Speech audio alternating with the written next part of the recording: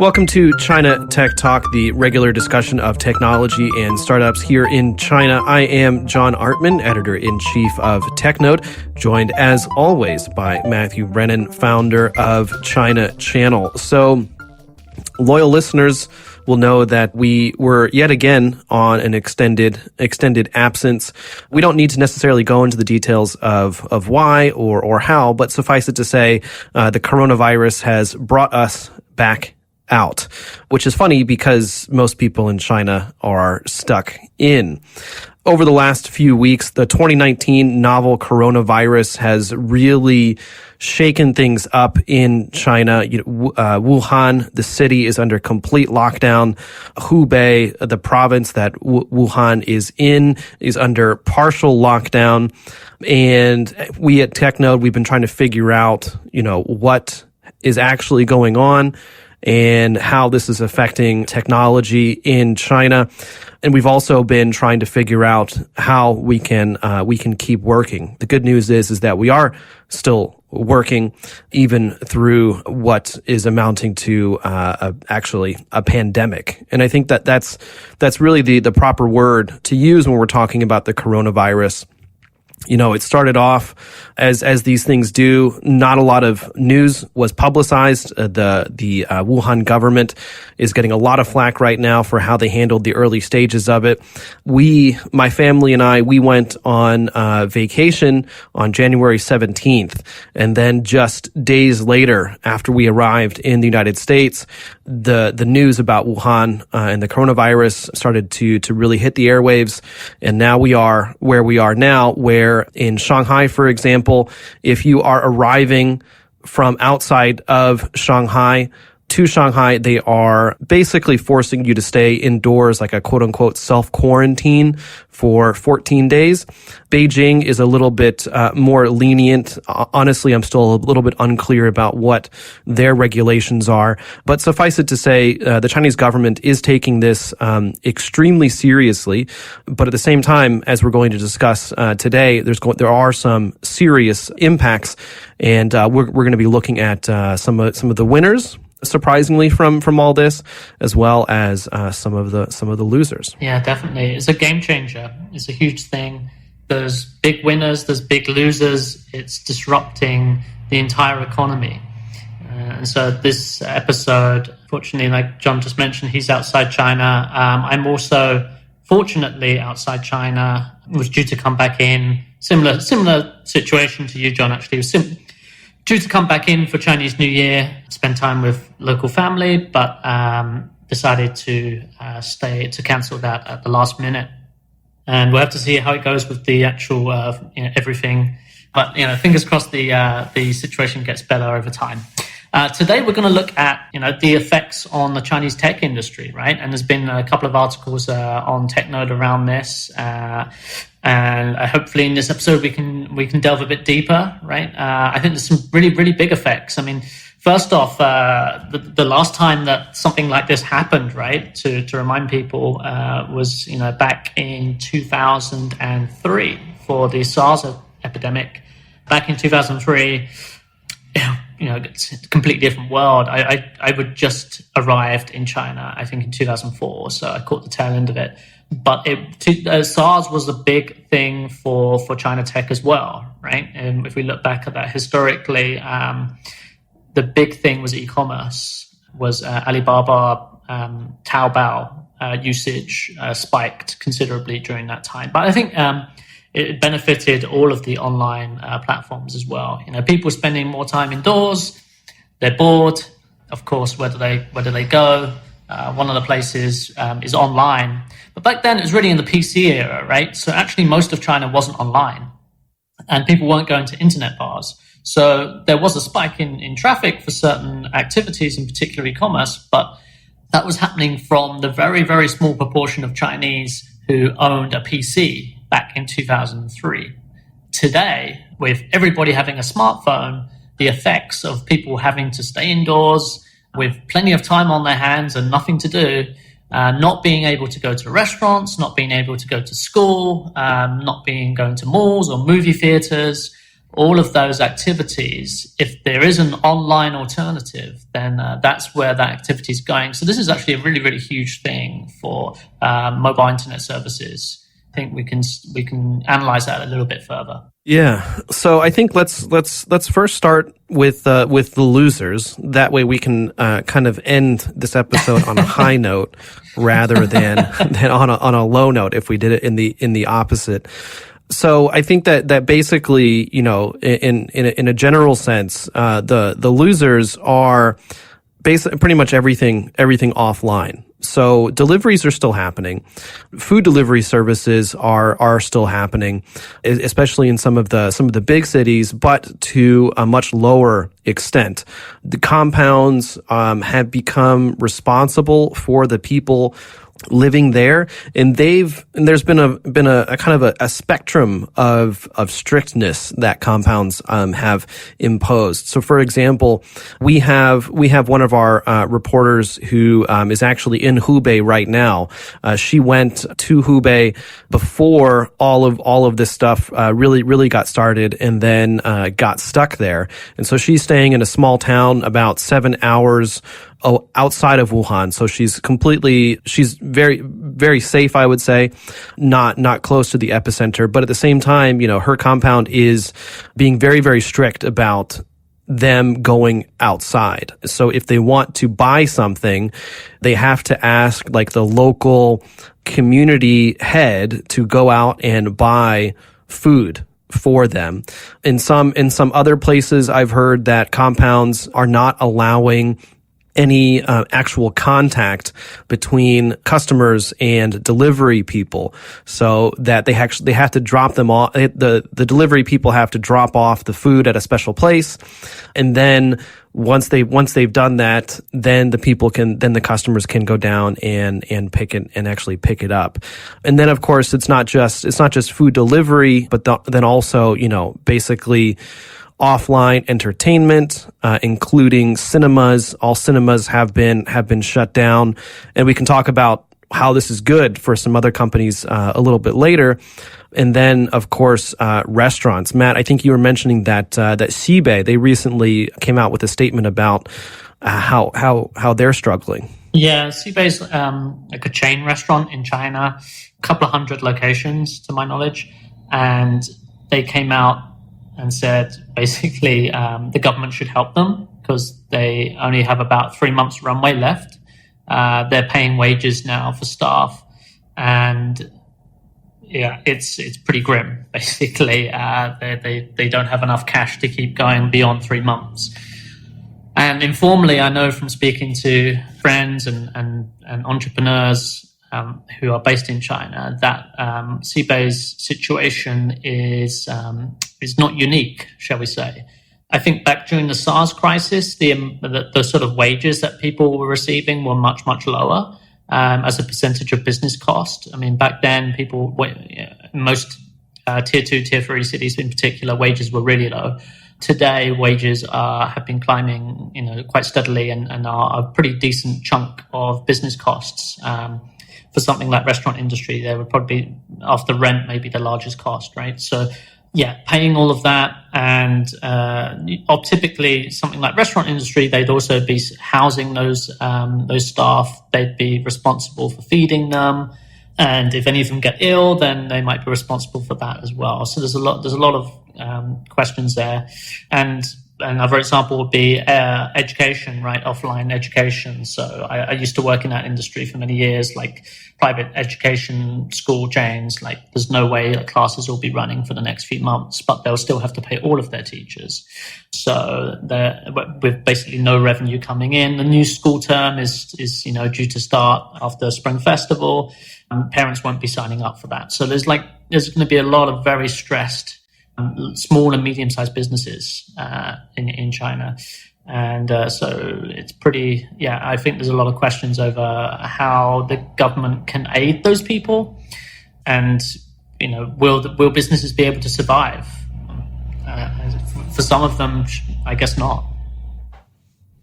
Yeah, it's a really big kind of question. One of the themes of 2019 was the capital winter, the capital winter, I think that we've discussed it, or at least mentioned it a few times on the podcast. But, this is a term that's been bandied about every so often for years, and it was never really that bad. 2019 was pretty bad. There was a huge slowdown in fundings for early stage startups, and we saw towards the middle and maybe Q3 of last year, it was getting more and more difficult for even larger companies to raise funds.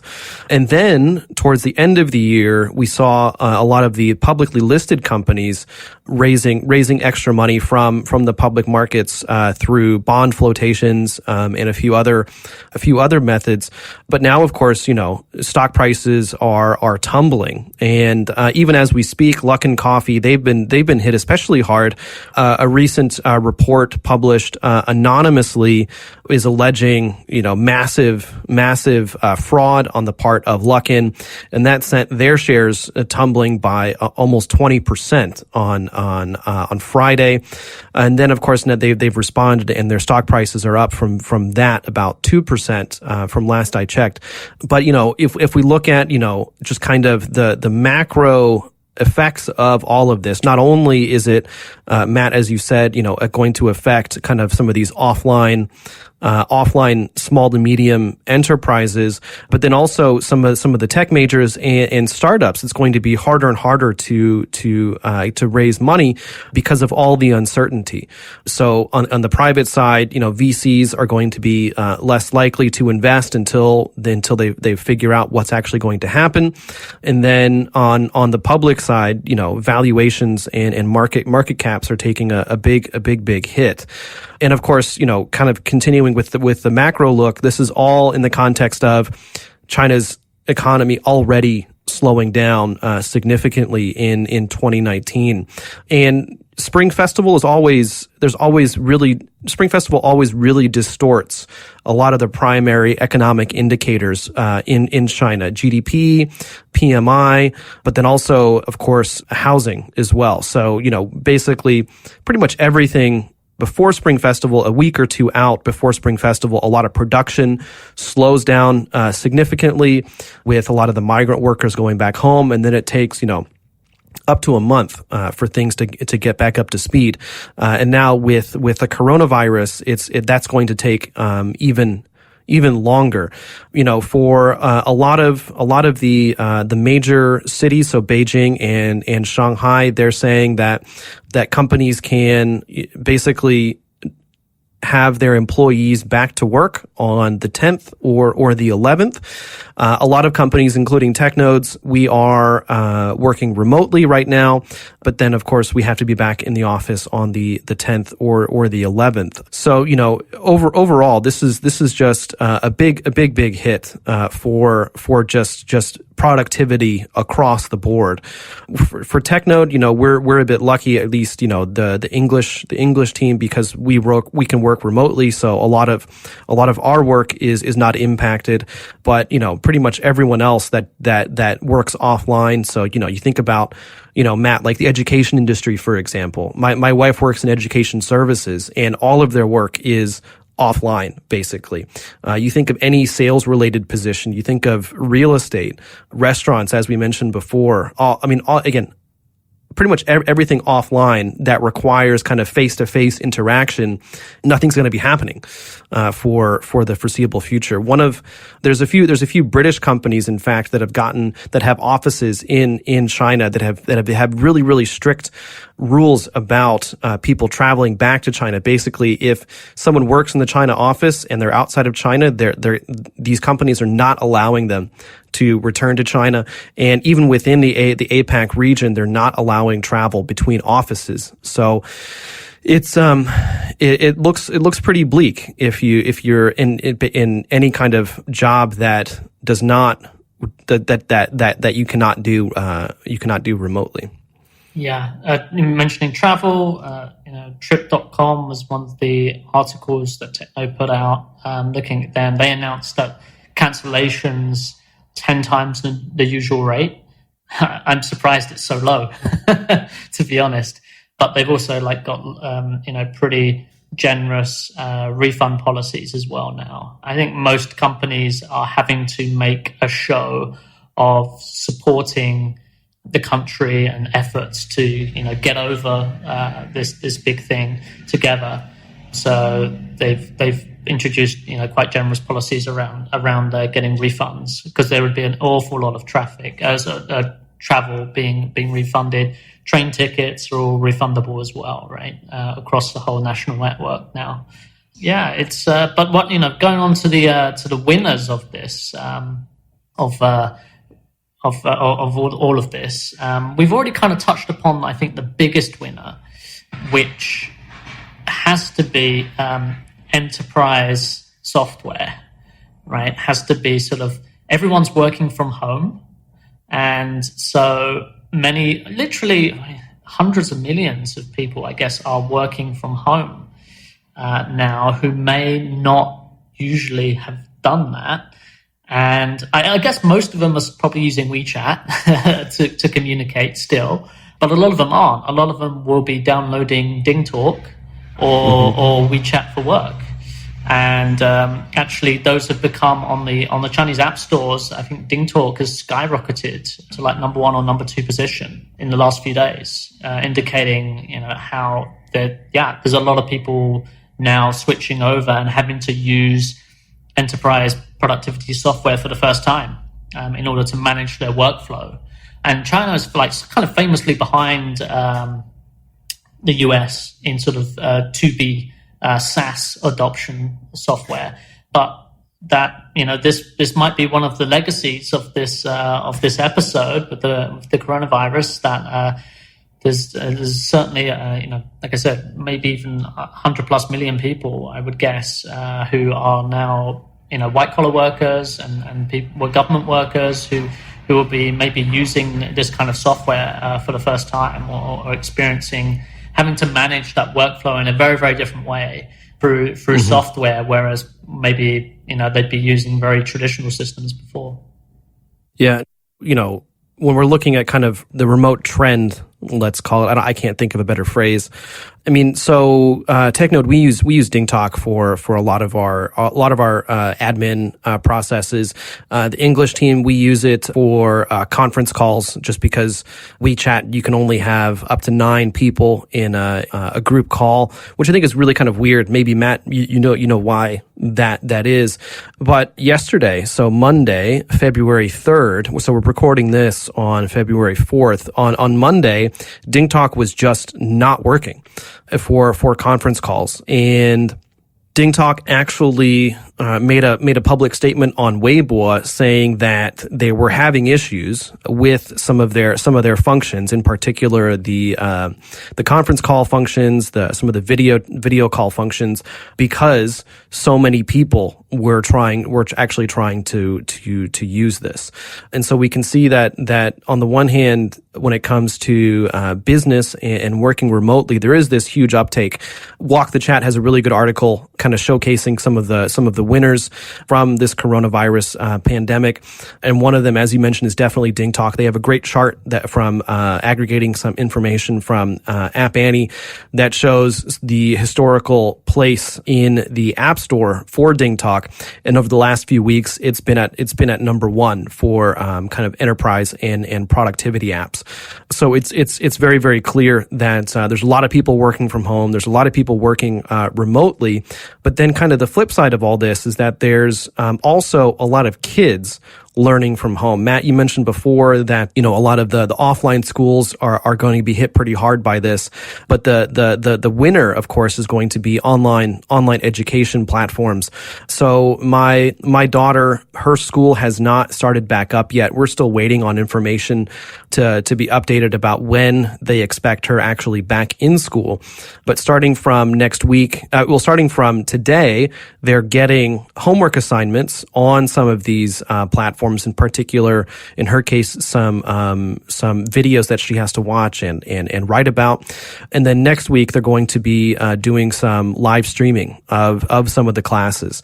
And so this is what's kind of interesting is that, you look at not just education, but then also fitness. So Keep is another big winner in all this.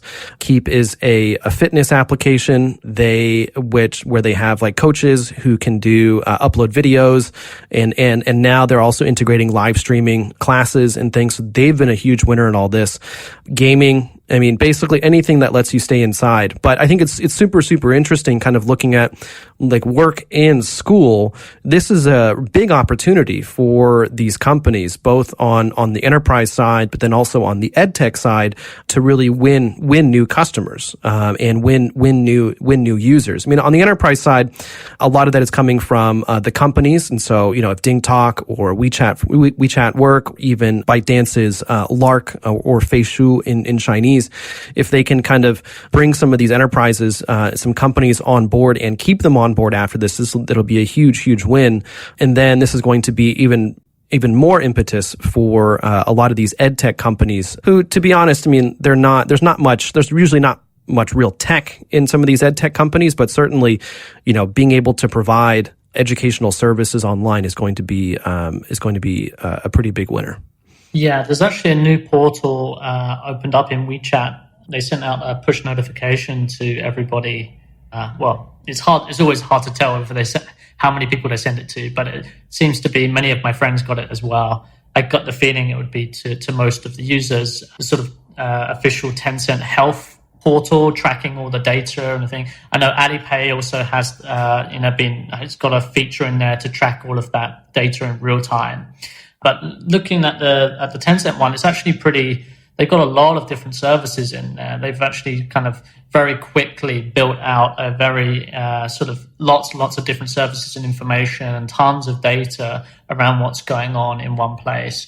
So the tech giants have been pretty quick to react to this in terms of at least providing portals where people can find all the information around what's happening in one place, and also there's been a lot of online rumors, right? So like health advice and dispelling some of the sort of rumors that have been going online as well. There's been a little bit of struggle there around that. I know in the early days on things like Douyin, there was lots of stuff that was going viral that was just basically telling people to like gargle salt water as a solution to as a preventional measure for coronavirus, stuff like that. So, but I think you would expect all that. That happens all the time in China.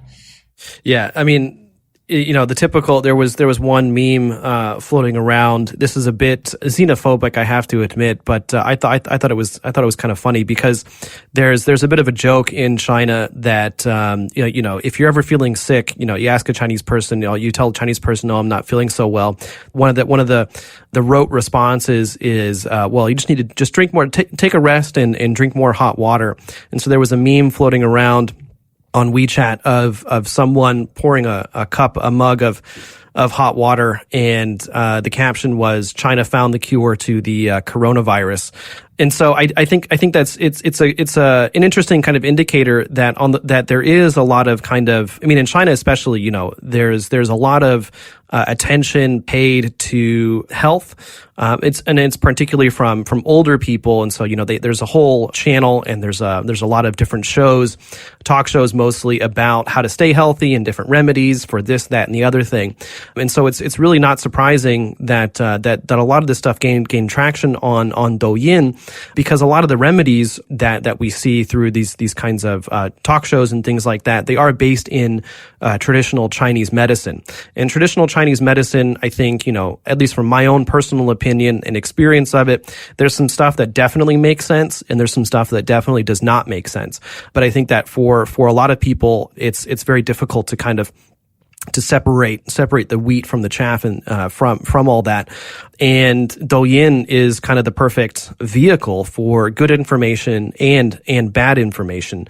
My daughter, for example, she well, we don't let her use Douyin, but her friends definitely use Douyin, and they use it for a lot of instructional kinds of things, like how to make slime, for example, or how to draw a picture or something like that. And so, Douyin definitely is one of those platforms. Now, funny enough, so there was some misinformation coming out on Douyin from some of these creators, and then Tencent just a couple of days later creates a fact-checking website, basically dedicated to debunking some of the information that was spreading on Douyin. And so I thought that was really kind of interesting, because it's basically Tencent is taking a good opportunity to keep kind of poking at ByteDance, and I guess from their perspective, hopefully bring some of that to the regulators' attention, and maybe after this is all over, ByteDance will get a call, and they'll have to figure out, if there's going to be any consequences for some of that misinformation. Well, speaking of Douyin, I think they have been a winner overall over this Spring Festival period, and they've taken advantage of the fact that nobody's going to the cinema, and did a deal for one of the big titles, one of the big movie releases for the Spring Festival this year, which the English title was Lost in Russia. The Chinese title is Joingma. It's not actually a very good film, to be honest, but this is one of the, in my humble opinion, but it's a pretty average comedy. But I did watch about 5 minutes of it and then turned off. So, but it's streaming for free across all ByteDance's platforms, and has been promoted very heavily, actually, particularly on Douyin. And why is this important? Is number one, I think it's interesting that the effects of this virus. It's interesting that this deal was done so quickly, right? That this was going to be released in the cinema, and people were actually going to pay for it, and then quickly they worked out a deal where they would just stream it exclusively online for free in order to recoup the costs of producing the film.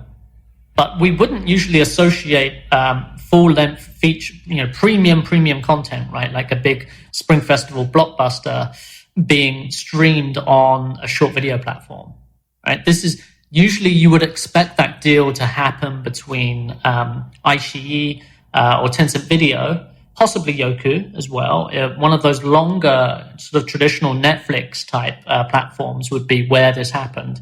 But this year, ByteDance swooped in and got this title and did this big deal. It seems to have been a success. I think it's interesting because you would really, content on short video platforms has got longer and longer over time, starting from 15 seconds, moving up to like 1 or 2 minutes, moving into like sort of 5-10 minutes. But now you're getting full-length feature films also, and people are experiencing that content, streaming that through a short video platform. Just shows how it's really kind of moved upstream. I don't think anyone would have thought that Douyin would be streaming full-length movies, a year ago. Well, certainly 2 years ago, maybe even a year ago. I don't think people would have expected that. So quite a bold move. Yeah, quite a bold move. And if we see more of that, then we could actually see that Douyin starts competing with those longer form video, Netflix-like channels, which is really quite incredible.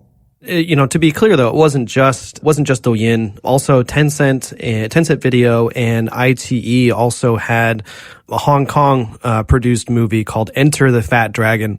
Now, I don't watch Chinese films these days just because too much disappointment in previously, but to watch Enter the Fat Dragon, it was 12 RMB on Tencent Video or iQIYI. So it is interesting, to see that they took a slightly different strategy from ByteDance with this one, where they actually did charge money for it. Now, 12 RMB is less than $2, let's say $1.75, give or take. So it's not like it's a lot of money, but certainly they were able to monetize that. And I do think that with ByteDance, one of the big things that we're looking at in 2020, kind of one of the themes for our coverage, is ByteDance as a disruptor. So they started off with text content with Toutiao. Then they moved into short video with Douyin and TikTok. And then they're moving, as you said, into longer form stuff. So not just feature films, but also vlogging. So video logging or video blogging, I suppose. Something that's been quite popular on YouTube for quite some time. We're seeing a lot more of it on Instagram as well. So it's not just the video, but it's also the games, and search is a big area as well. They've recently launched an e-commerce solution. They're launching, I'm not sure if it's actually live yet, but they're working on a recommendation as a service for app developers. So they're really going from strength to strength. But we kind of talked about this a little bit, I think, in our last episode actually. So maybe we don't want to cover this too much. But ByteDance, as much as I have philosophical issues with their products, I do have to admire them for their ability to really just kind of go where the market takes them and really capitalize and dominate in the areas that they do put their focus on. Yeah, well, maybe to wrap up this episode, predictions for moving forward. Yeah, we talked about the winners and losers of things so far with the virus. How long is this going to last? Is a key question in everyone's mind. How long will this disruption last? How long will this continue like this? Is a question that everyone seems to be asking. Yeah, so based on media reports that I've read, we're looking at peak reported infection rates probably sometime in March. Basically, as more people come home, things maybe start getting a little bit back to normal. There is an expectation that we still haven't seen the worst of it in terms of infection rates. So that's definitely going to be impacted. Information that I'm getting from Cecilia, my daughter's school, is that they might not even start actually asking children to be back in the classroom until April or May. So I think that it's the government is taking this extremely seriously, and I mean, looking at impacts, I mean, we could see it could be until June or maybe even July before things are really back to normal, because this virus is highly contagious. Extremely contagious. There's still a lot of conflicting reports about infection vectors, but from what I understand right now, it's not only through the air, it's through mucus droplets, through sneezing and coughing. And here's the thing, guys. In China, people don't have the habit of covering their mouth when they cough. So if they're not wearing a mask and they're coughing, that's pretty bad. But then also, another infection vector is through your eyes, and so if you touch an infected surface and then rub your eyes, you could possibly get infected. And then there's been some reports. I'm not sure if this is true or not, but there have been some reports that you can also get infected just through the skin. So if you touch an infected surface, if you touch a person that has the virus on their body or on their clothes, then you could just get it through the skin, which is one of the reasons why hazmat suits are 100% necessary for anyone working on the front lines for this. When we came into Korea 3 or 4 days ago, there were some people working on quarantining people who were flying in from China, and they were wearing hazmat suits. Well, not hazmat suits, but the full body suits to protect them. So, I mean, again, I think that this is definitely something where we really can't underestimate the speed at which this virus propagates. And there's a lot of questions about whether or not this might turn into a seasonal pandemic, where every once in a while, kind of like the flu, it just makes it round. It makes the rounds. And if that's the case, that's pretty scary, and it's going to have even longer lasting impact. Yeah, June, July sounds reasonable. I would guess if we're lucky, things will be back to normal by April, if we're lucky. So we've got at least a quarter. The whole of Q1 is going to be affected by this very heavily. Oh, completely. Yeah. But I mean, I would say April is probably a bit overly optimistic. Sure. Basically all public events and gatherings of lots of people are not going to be allowed until probably May. So if you look at, the events industry, if you look at maybe even the cinema industry, the retail industry, I mean, we could be looking until May before a lot of these restrictions are lifted. Jeez, that's crazy. What a what a way to end the episode. There we go. High note. That is nuts. Yeah, so we tried to end it on a high note, but I think that with something this serious, it is quite difficult. It's certainly for me, it's really kind of, I think, it's kind of an interesting wake up call about China. Here on the podcast, we've been, I think, pretty big boosters of China tech, and kind of the place that China is kind of assuming in terms of innovation leadership. But it's also a very strong reminder that China is still in many ways a developing country. And because of that, on the one hand, with the heavily centralized nature of the government, they're able to respond quickly to these kinds of emergencies.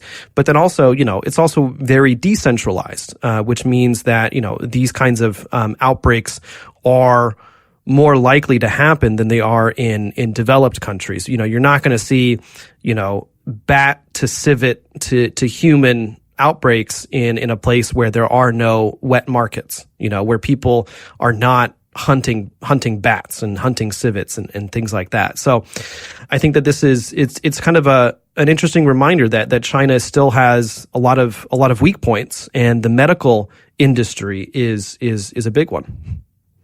And there we go, folks. So I think that apologies again to our faithful listeners for taking so long, for being gone for so long. Life just happens. Matt's super busy with a lot of the stuff that he's working on. TechNode is keeping me extremely busy, which is a good thing. But we will try to do a better job of recording and publishing more regularly. As always, if you enjoyed the episode, we would really appreciate it if you left us a review on iTunes or on the Google Podcast app as well. That helps us when people are looking for content like this, when they're interested in China tech and they're a podcast listener. Reviews help kind of push us up to the top of those search results. So that's super, super helpful. And, if you have any direct feedback, please reach out to us on LinkedIn or on Twitter. Those details will be in the show notes.